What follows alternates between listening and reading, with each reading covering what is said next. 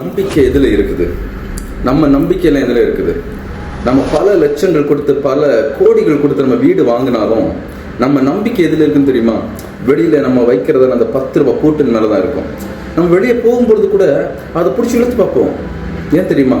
நம்ம சரியாக லாக் பண்ணியிருக்கிறோமான்னு சொல்லி. அப்போது சின்ன பூட்டின் மேலே தான் அந்த நம்பிக்கை, நம்மளுடைய ஹோப் எல்லாமே இருக்குது. அப்போது ஆண்டு வார்த்தை சொல்லுகிறது, கட்டுகளவு சிறியதளவு. அப்போ கட்டுகளவு விசுவாசம் இருந்தால் எவ்வளோ பெரிய காரியமாக இருந்தாலும் அது மாறி போகும் என்று சொல்லி ஆண்டவர் மேலே அந்த நம்பிக்கை இருக்கட்டும். இந்த உலக பிரகாரமாக அந்த பூட்டின் மேலே வைத்திருக்கிற அந்த நம்பிக்கையை நீங்கள் கர்த்தர் மேலே வச்சு பாருங்களேன். உங்களுக்கு எதிராக உருவாக்கப்படுகிற ஆயுதங்கள் வாக்கியாதே போகும். என்னை நம்பிக்கையை எப்போ தோற்று போகிறது தெரியுமா?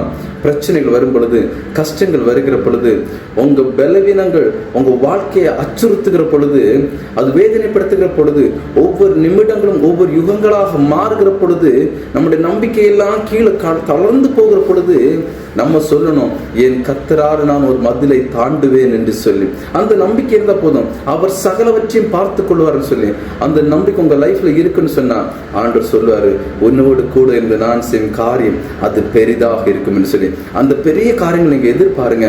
அந்த பெரிய காரியங்கள் உங்க வாழ்க்கையில் நடக்கணும்னு சொன்னா கர்த்தர் மேல உங்க நம்பிக்கை இருக்கட்டும்.